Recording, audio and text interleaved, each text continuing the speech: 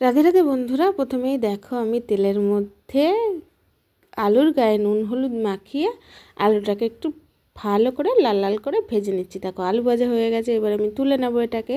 দেখো কত সুন্দর লাগছে আলু ভাজাগুলো দেখতে, একদম কতটা উজ্জ্বল মনে হচ্ছে। এরপরে আমি কি করব, ওই তেলের মধ্যে আমি একটু একে একে ফোড়ন দিয়ে দেবো। আমি প্রথমে দিয়ে দেবো একটু জিরে, তারপরে দিয়ে দেবো একটু গোটা গরম মশলা, তারপরে দিয়ে দেবো একটু তেজপাতা। আমার ভিডিও তোমাদের কেমন লাগে অবশ্যই একটু কমেন্টের মাধ্যমে জানিও বন্ধুরা, না হলে কিন্তু আমার কমেন্টের ভিডিও করার আগ্রহ বাড়বে না, আমি খুব কষ্ট পাবো মনে। তোমরা যদি একটু কমেন্ট করো তাহলে আমার উৎসাহটা বেড়ে যাবে। দেখো কুচনো পেঁয়াজ দিয়ে দিলাম, পেঁয়াজটা এবার লাল লাল করে একটু ভেজে নেব। আর আমি পেঁয়াজ ভাজার সাথে সাথে আমি এখানে কিন্তু লবণ অ্যাড করিনি, আমি এমনিই কিন্তু ভেজে নিচ্ছি। তোমরা চাইলে পেঁয়াজটাকে নরম করার জন্য একটু লবণ অ্যাড করে দিতে পারো। আমি এরপরে মাংসগুলো দিয়ে দেবো।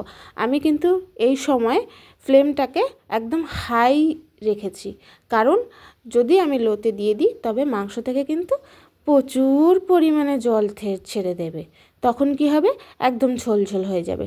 সেটা করব না, আমরা কিন্তু হাই হিটে রেখে একটু সাঁতলে নেব, মাংসটাকে একটু ভাজা ভাজা করে নেব, যাতে মাংসের জুসি ভাবটা থাকে মাংসের মধ্যেই। দেখতে পাচ্ছ সব আমি একে একে করে দিয়ে দিয়েছি। এবার আমি ভালো করে নাড়িয়ে চাড়িয়ে আমি খানিকক্ষণ এটাকে ভেজে নেব, যাতে এর চামড়াগুলোয় লাল লাল দাগ হয়ে যায়, একটু পুড়ে পুড়ে যায়, একটু ছ্যাঁকা খেয়ে যায়। ঠিক আছে বন্ধুরা, দেখতেই পাচ্ছ আমি কষিয়ে নিয়েছি। এরপরে আমি কি করব তোমরা দেখতে থাকো, একে একে আমি কিন্তু এর মধ্যে মশলা অ্যাড করব। এখানে আমি নিয়ে নিয়েছি আদা রসুন কাঁচা লঙ্কা পেঁয়াজ, টমেটো আমি দিইনি, তোমরা চাইলে দিতেও পারো। আমি এটা এবার মাংসের মধ্যে ঢেলে দেবো। মাংসের মধ্যে ঢেলে দিয়ে আমি এটাকে কষাতে থাকবো যতক্ষণ না এর কাঁচা গন্ধটা বেরিয়ে যায়। দেখতে পাচ্ছ যতটা পরিমাণ প্রয়োজন আমি কিন্তু ততটা পরিমাণে দিয়েছি। আমি কিন্তু এখানে কোনো রকম বেশি মশলা ইউজ করিনি, কারণ মাংস কিন্তু খুবই অল্প, বেশি মশলা দিলে একদম কাদা কাদা হলে আবার ভালো লাগে না। সবাই সব রকম খায় না, তোমাদের যদি বেশি একটু গ্রেভি প্রয়োজন তাহলে তোমরা অনেকটা মশলা অ্যাড করতে পারো। দেখো এতক্ষণ নুন দিইনি, এবার দিয়ে দিলাম একটু লবণ। তারপর একে একে আমি কিন্তু এর মধ্যে সব গুঁড়ো মশলা দিয়ে দেবো।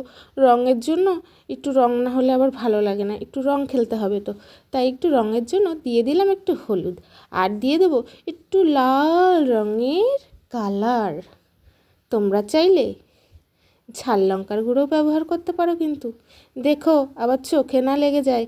ঠিক আছে, সাবধানে করো কিন্তু। এইবার কিন্তু আমি ভালো করে কষিয়ে নেব, তোমরা দেখতে থাকো কত সুন্দর কালারটা পরে আসে। এরপরে আমি কষানো হয়ে গেছে, দেখো তেল ছেড়ে দিয়েছি মাংস থেকে। এবার আমি দিয়ে দিলাম এর মধ্যে একটু টমেটো কুচি করে। এইবার আবারও আমি কিন্তু কষিয়ে নেব। আমার ভিডিওটা যদি তোমাদের ভালো লাগে অবশ্যই শেয়ার করে দেবে, অন্যজনকে দেখার সুযোগ করে দেবে।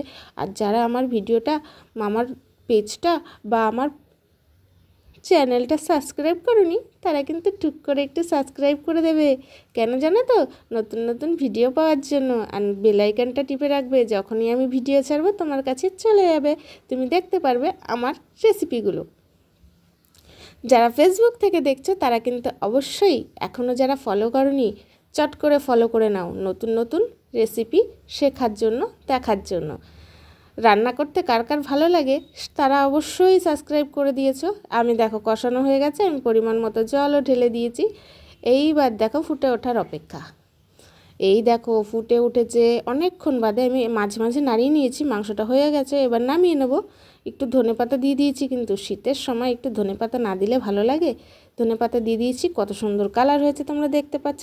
এইরকম বিভিন্ন ধরনের রেসিপি পাওয়ার জন্য অবশ্যই আমার সাথে থাকবে, পাশে থাকবে। নমস্কার, রাধে রাধে বন্ধুরা।